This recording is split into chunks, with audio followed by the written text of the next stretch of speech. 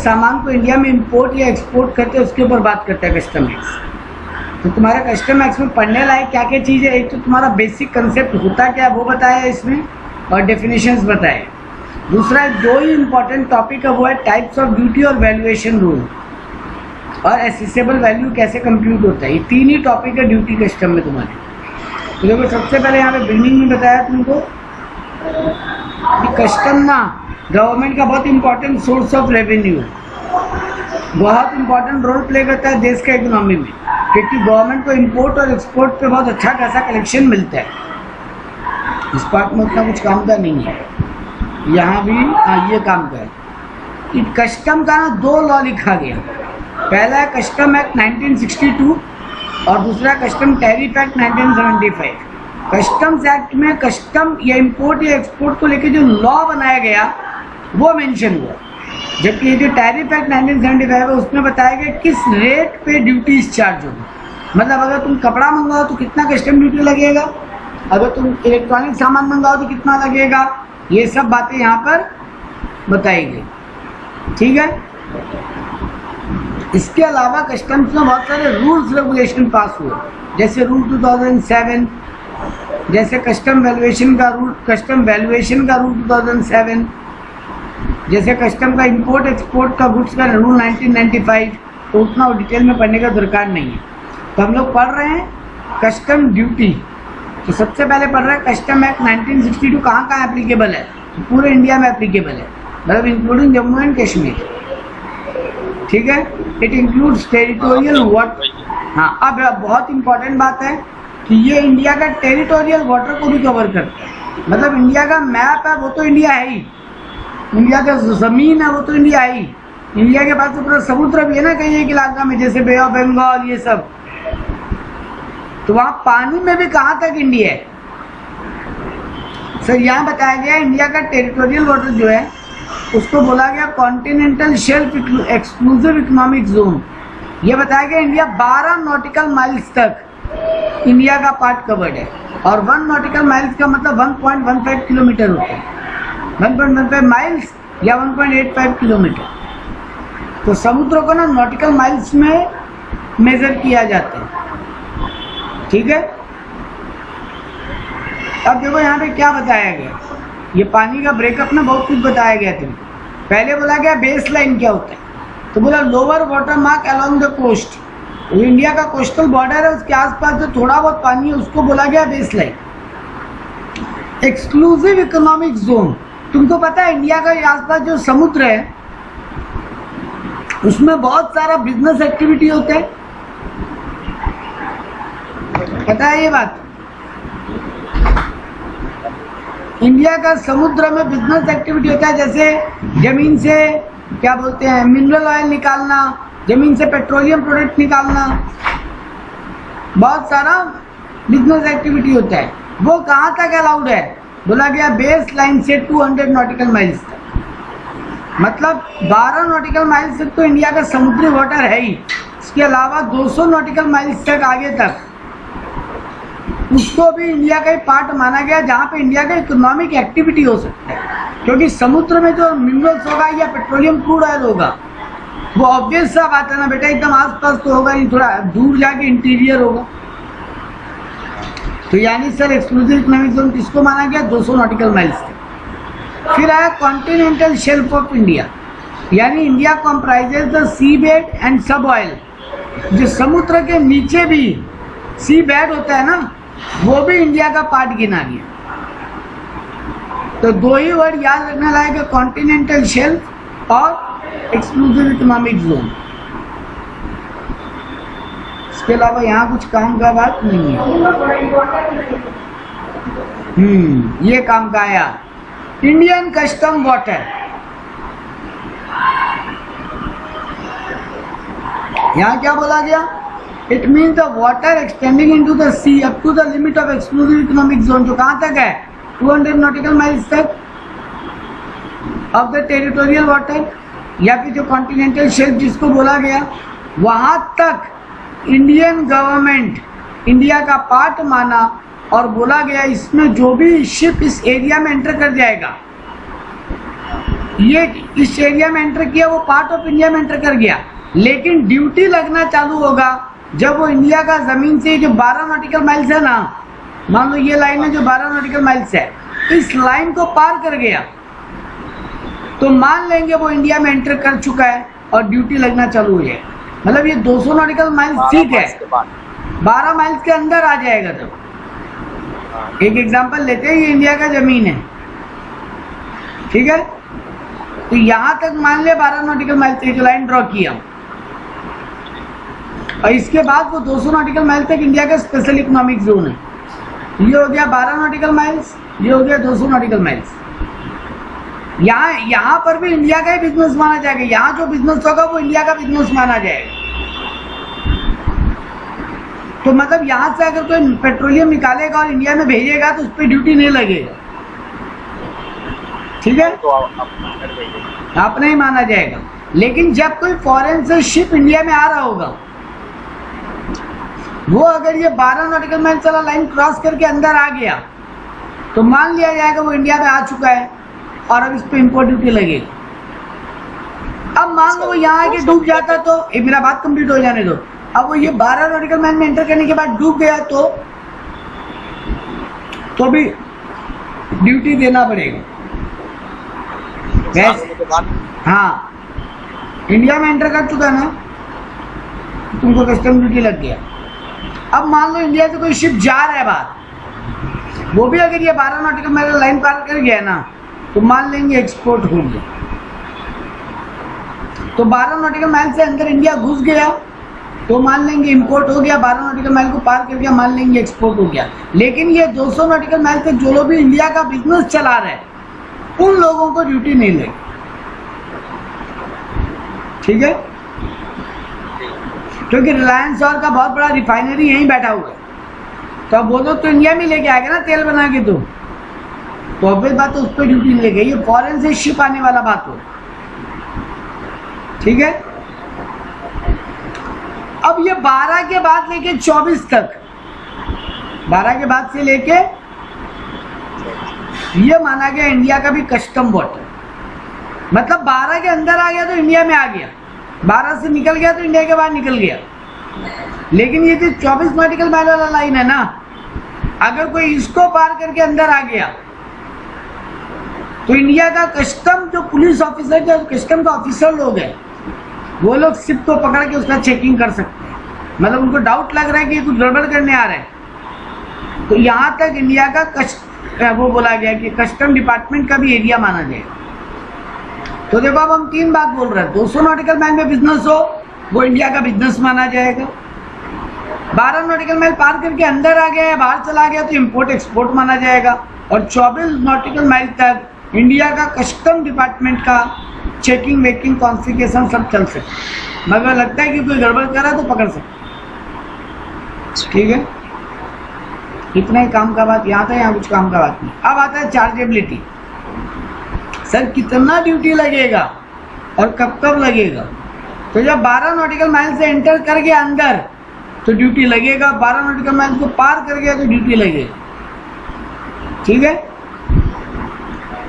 तो इंडिया में जो भी पर्सन एक्सपोर्ट या इंपोर्ट कर रहा है उसको ड्यूटी लगेगी। एक्सपोर्ट कब मानेंगे? जब ये 12 नॉटिकल माइल्स को पार कर जाए, और इंपोर्ट कब मानेंगे? जब ये 12 नॉटिकल माइल्स के अंदर आ जाए, ठीक है।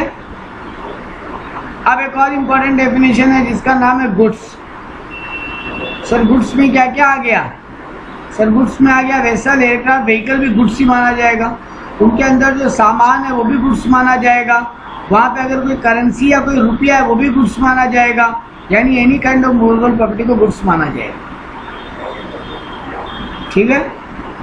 मतलब सामान तो गुड्स है ही, उसके अलावा वो जो शिप इंडिया में आ रहा है वो शिप भी गुड्स है, शिप, व्हीकल या एयरक्राफ्ट। उसके अलावा अगर उस शिप में कोई पैसा वैसा है वो भी गुड्स है, और भी कोई मूवेबल आइटम है तो वो भी गुड्स है, ठीक है। हाँ हाँ, छोड़ा कुछ भी नहीं है कभी। हाँ, ताकि तुम कोई भी आइटम को ना बेवकूफ़ बना के इंडिया में ला नहीं सको बिना टैक्स दिए। इसके अलावा यहाँ पे कोई काम तो कहीं नहीं होगा, क्या नहीं है? इसमें एग्जेम्पशन तो कहीं नहीं होगा, जनरली नहीं है तो बैगेज एक्ट बोल के एक एक्ट है, उसमें बताया तो इंडिया में कितना सोना ला सकता है, इंडिया में कितना दारू का बोतल ला सकता है, इंडिया में कितना लैपटॉप ला सकते हैं, इलेक्ट्रॉनिक आइटम ला सकते हैं अपने यूज़ के लिए, कपड़ा ला सकता है कितना, वो सब बताया है उसमें। मतलब जहाँ तक बोला गया था कि एक सर्टेन लिमिट है, उतना तक का अल्कोहल ला सकता है। लेडीज लोग अगर है तो 20 ग्राम सोना, आदमी है तो 10 ग्राम सोना, इलेक्ट्रॉनिक आइटम है शायद 35,000 तक का, ऐसे करके बताया हुआ। ठीक है,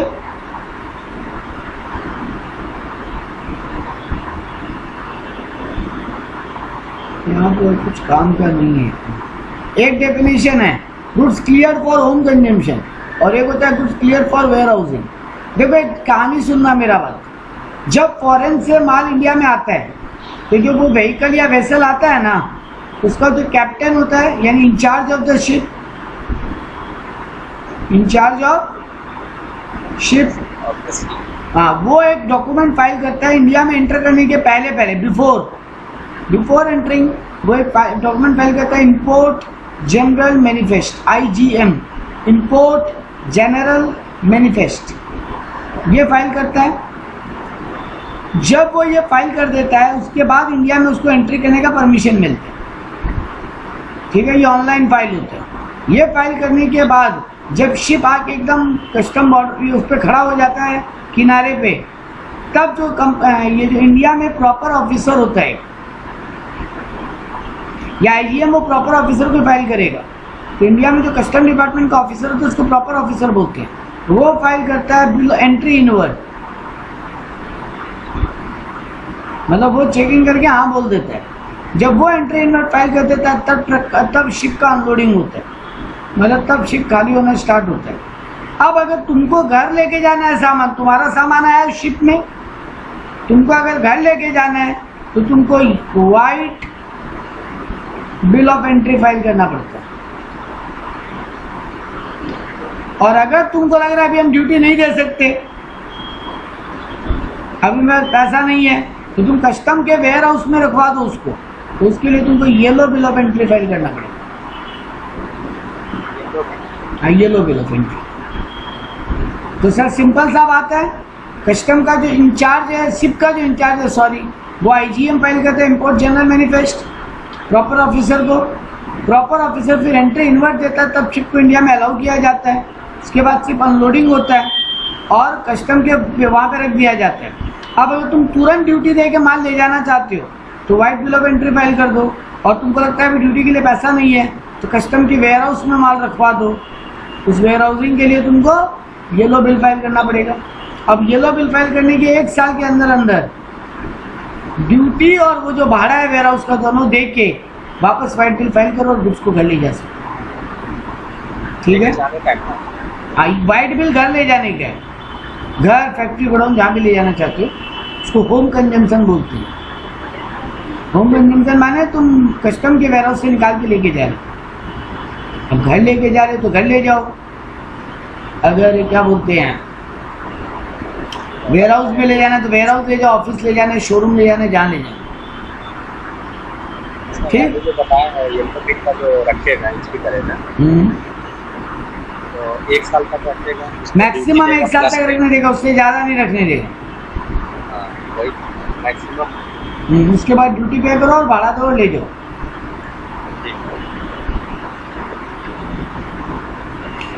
ये कस्टम डिपार्टमेंट को मैनेज करने के लिए पावर किसके किसके पास है, तो बोला है देखो एडजुडिकेटिंग अथॉरिटी किसको बोला गया, वो अथॉरिटी जो कॉम्पिटेंट है टू पास एनी ऑर्डर। लेकिन ये 3 को नहीं माना गया adjudicating authority, board, commissioner appeal या अपीलेट ट्राइब्यूनल, ये लोग और हायर लेवल पे हो गया। एडजुडिकेटिंग अथॉरिटी का मतलब हो गया वो कस्टम ऑफिसर एक तरीके से। असेसमेंट का मतलब होता है तुम पूरा डिटेल फाइल करोगे और उस डिटेल को चेक करेगा, चेक करने के बाद तुमको अलाउ करेगा कि हाँ ड्यूटी दो और जाओ घर लेके। इसमें और कुछ काम का बात नहीं है। बैगेज मतलब तुम अपने साथ कितना सामान ला सकते हो अगर तुम फॉरेन से आ रहे हो। ठीक है, तुम खुद फॉरेन घूमने गए थे मान लो, अब वहां से तुम लौट के आ रहे हो तो अपने साथ सामान तो लाओगे ना, अपना जो लेकर गए थे वो तो लेके आओगे, इसके अलावा वहाँ से कुछ खरीद के लेके आना चाहते हो तो सर मोटर कार के अलावा कुछ एक आइटम है जो हमको खरीद के लाना अलाउड है वहाँ से, उसका एक लिमिट है, वो बैगेज में बताया है, जब आएगा तब पढ़ेंगे डिटेल में। सर ये बिल ऑफ एंट्री जो हम बोला था ना, बिल ऑफ एंट्री फाइल कौन करता है? सर इम्पोर्टर फाइल करता है। ये सब कुछ पढ़ने लायक नहीं है।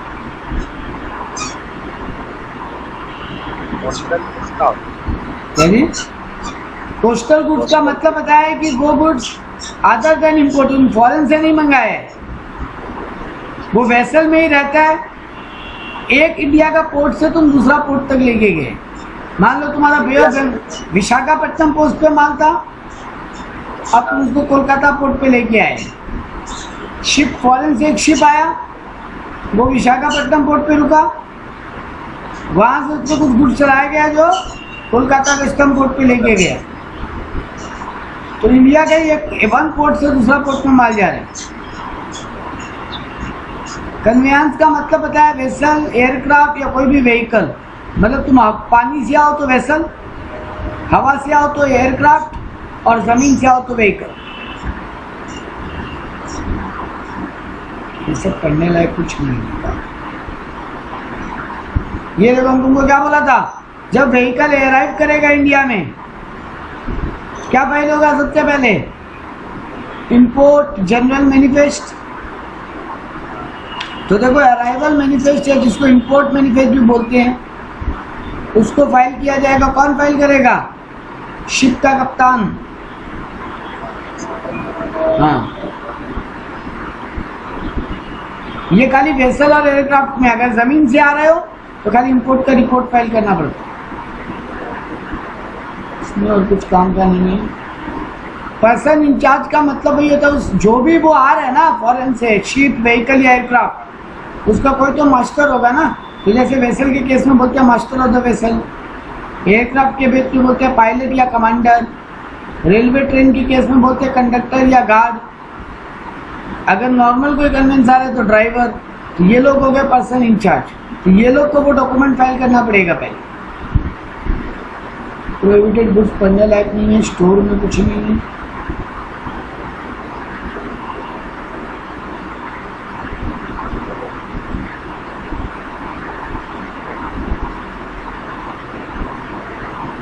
सब कुछ पढ़ने लायक नहीं।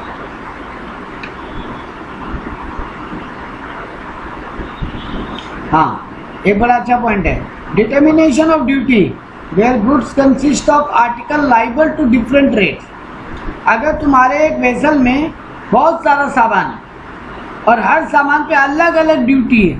देखो एक तो शिप आया जिसमें मान लो कपड़ा ही आया, खाली कपड़े पे तो एक ही रेट ऑफ ड्यूटी है ना। लेकिन अगर मान लो एक शिप आया जिसमें कपड़ा भी है, मोबाइल भी है, प्लास्टिक का सामान भी है, खाने पीने का सामान भी है, अलग अलग रेट है, तब कैसे कैलकुलेट होगा ड्यूटी? देखो article liable to duty on the basis of quantity. एक तरीका तो है कि quantity, such article shall be chargeable on the basis of quantity. अगर आर्टिकल का हम क्वांटिटी पता कर सकते हैं तो उस क्वांटिटी के हिसाब से ड्यूटी लग सकते हैं, और अगर क्वांटिटी पता नहीं कर सकते तो उसका वैल्यू कितना है। कोई आइटम अगर सेम रेट का है तो उस पर तो सेम रेट लग जाएगा, लेकिन कोई आइटम अगर डिफरेंशिएबल रेट का है तो जो हाईएस्ट रेट होगा वो लग जाएगा। जैसे मान लो एक बॉक्स पैक हो क्या है, उस बॉक्स में डिओड्रेंट है, बेल्ट है, और एक मान लो क्या बोलते हैं पर्स है लेदर का। तो पर्स पे अलग रेट ऑफ ड्यूटी है, बेल्ट पे अलग और डिओड्रेंट पे अलग। लेकिन वो कॉम्बो पैक है, कॉम्बो पैक, तो कौन सा ड्यूटी लगेगा? जिसका हाईएस्ट रेट हो। मान लो डिओड्रेंट पे 8% ड्यूटी है, पर्स पे 12 और लेदर बेल्ट पे 10, तो 12 वाला ड्यूटी लग जाएगा सब पे। ठीक है, जैसे देखो भी एग्जांपल दिया कि एक मशीन आ रहा है जिस पे 30% रेट है और उस मशीन के साथ कुछ रिपेयरिंग का सामान भी आ रहा है मशीन को ठीक करने का, तो उन पे भी 30% की ड्यूटी लग जाएगी क्योंकि वो मशीन का पार्ट है। री-importation of goods. If goods are imported into India, after exportation thereof such goods shall be liable to duty as subject to all the condition and restriction. क्या बोलना चाह रहा है? गुड्स को हम इंडिया के बाहर एक्सपोर्ट किया, मान लो इंडिया से हम सामान भेजा रशिया, ठीक है, अब कुछ वहां पे प्रोसेसिंग हुआ गुड्स के साथ और रशिया से वापस इंपोर्ट हो गया है इंडिया, तो सर क्या होगा रीइंपोर्ट के ऊपर? बोला है कि री इम्पोर्टेड गुड्स पे वापस वैसे ही ड्यूटी लगेगा जैसे नॉर्मल इम्पोर्टेड गुड्स पे लगता, ठीक है। अब यहाँ पे कुछ इंपॉर्टेंट टर्म बताया, देखो डेरेलिक्ट, व्रैक, जेटसन, फ्लोटसन, इन पे कैसे ड्यूटी लगेगा, होता क्या है सर ये सब? तो डेरेलिक्ट का मतलब क्या होता है? Property abandon at sea without hope of recovering. समुद्र में कोई सामान खो गया मेरा, है ना, और वो तो हमको मिले नहीं मिले इसका कोई श्योरिटी है क्या? सर बहुत मुश्किल है, समुद्र में सामान खोए हैं, ठीक है, तो इसको क्या बोलते हैं? डेरेलिक्ट। सर व्रैक, व्रैक मतलब property cast ashore by tide after shipwreck, ship टूट गया पूरा।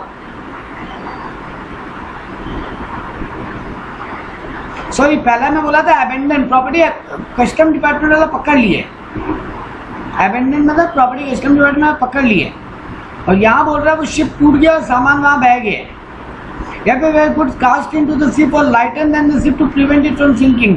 शिप डूब रहा था, अब उसको बचाने के लिए कुछ सामान समुद्र में फेंकना पड़ा ताकि शिप डूबे नहीं, उसको बोलते हैं जेटसन।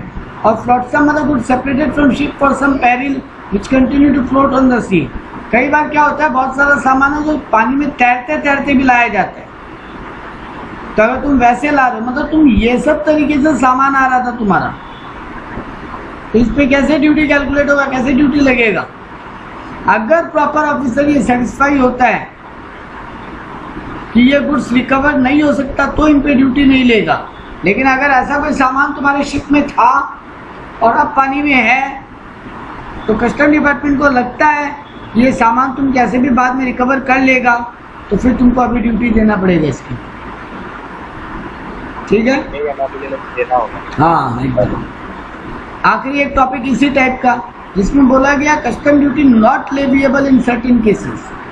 अगर तुम्हारा गुड्स पिल्फरेड हो गया, समुद्र में चोरी हो गया, या पूरी तरीके से डैमेज हो गया, या तुम्हारा गुड्स का ओनरशिप अब तुम्हारे नाम पे नहीं है, या कोई वजह से गुड्स पूरी तरीके से डिस्ट्रॉय हो गया, इन सब केस में कस्टम ड्यूटी नहीं लेगी। चोरी होना, डैमेज होना, डिस्ट्रॉय होना, या टाइटल छूट जाना, मतलब गुड्स का ओनरशिप अब मेरे पास नहीं है, इन केस में हमको ड्यूटी नहीं लगी, ठीक है। इसमें इतने काम का बात है।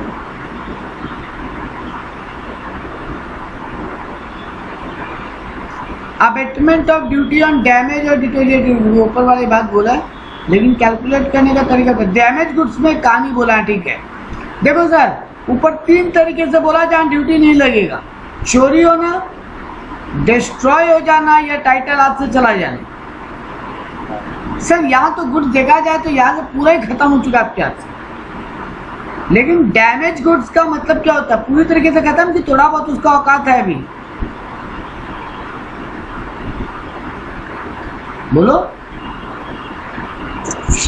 जो पूरा डैमेज होगा उसी का। तुम अभी भी मेरा बात नहीं समझा। पूरा डैमेज को तो डिस्ट्रॉय बोलोगे ना, एक नॉर्मल डैमेज भी तो होता है कि थोड़ा बहुत टूट गया, तो उसमें गवर्नमेंट बोला हम पूरा ड्यूटी माफ नहीं करेंगे। ड्यूटी ऑन डैमेज गुड्स कैसे लेंगे? थोड़ा लेंगे, बट लेंगे जरूर, बाकी तीनों में बिल्कुल नहीं लेंगे, ठीक है। तो सर जी कितना लेंगे? बोला value of damage into duty divided by value of goods before damage. Formula क्या बोला? डैमेज होने के पहले गुड्स का वैल्यू 12 लाख रुपया था, डैमेज होने के कारण अब वो मार्केट में बेचने जाए अगर हम, तो वो 8 लाख में बिकेगा। गवर्नमेंट बोल रहा है value of the damage goods यानी 8 lakh divided by 12 lakh full value before damage, multiply जितना तुम्हारा 12 लाख पे ड्यूटी बनता है। लेट से 12 लाख पे ड्यूटी बनता था 12,000 रुपया, तो 12 लाख करके तुम्हारा 8,000 ड्यूटी आ जाए। मतलब गवर्नमेंट ड्यूटी कम कर दे। ठीक है, यही एग्जांपल भी दिया, ये एग्जांपल देखना समझ में आ जाएंगे। पिल्फरेज गुड्स और लॉस गुड्स का मतलब पता है, ये पढ़ने लायक नहीं। चोरी होना, पिल्फरेज मतलब स्टीलिंग यानी चोरी होना, लेकिन लॉस ऑफ गुड्स मतलब गुड्स का डिस्ट्रक्शन हो जाना, टूट फूट बढ़ के पूरा खत्म हो जाना। ठीक है, अगर लॉस डिस्ट्रॉय हुआ है तो तुम्हारा ड्यूटी पूरा रिफंड हो जाएगा अगर तुम पहले दे दिए थे। और अगर कुछ डैमेज हुआ है या चोरी हुआ है तो तुमको ड्यूटी देने का जरूरत ही नहीं। ठीक है, अगर कुछ चोरी हुआ है तो ड्यूटी देने का जरूरत नहीं है, लेकिन अगर कुछ डिस्ट्रॉय हुआ और पहले ड्यूटी दिया हुआ था बाद में डिस्ट्रॉय हुआ है तो उसका पैसा रिफंड हो जाएगा। सीधा सा बात है, चोरी और डिस्ट्रॉय पे कस्टम ड्यूटी नहीं रखेगा, वापस लौटा देगा। इसमें और कुछ काम करना, इसमें इतना काम करना।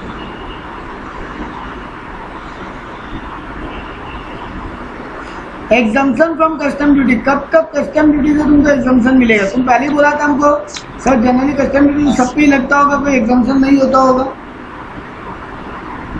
है ना?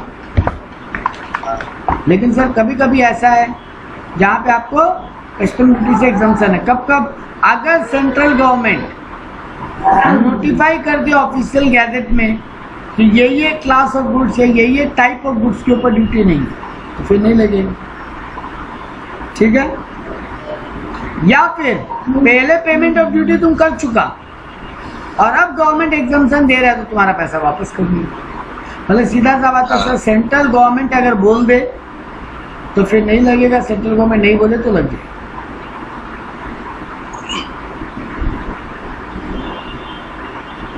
अब एक आता है मजेदार चीज, क्लासिफिकेशन ऑफ इंपोर्टेड या एक्सपोर्टेड गुड्स। इंपोर्ट गुड्स या एक्सपोर्ट गुड्स को क्लासिफाई किया गया अलग अलग कैटेगरी में। क्यों क्लासिफाई किया गया?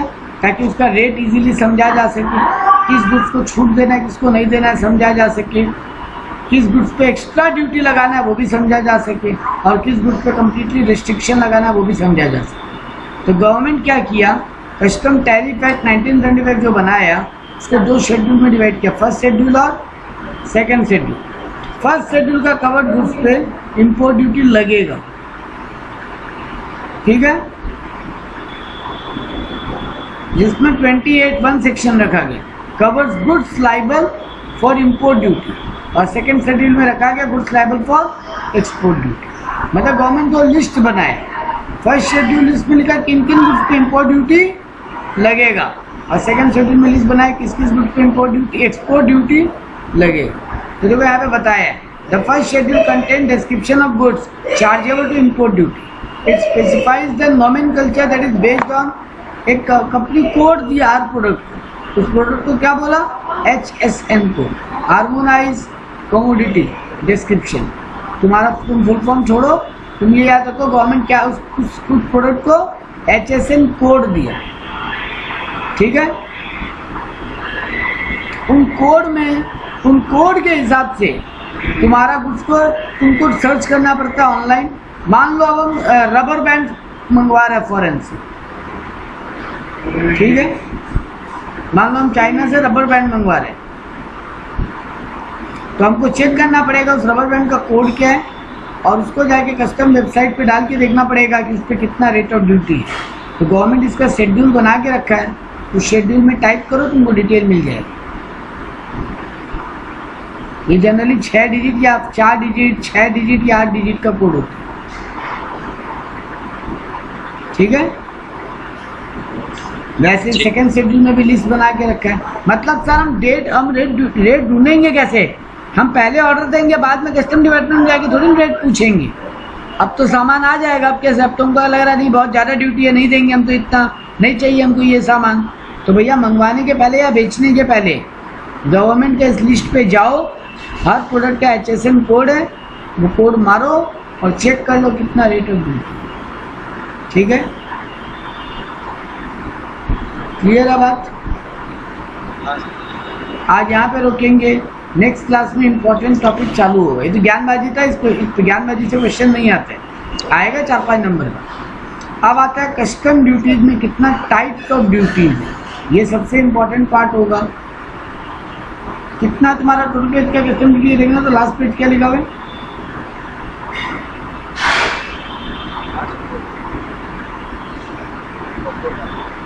300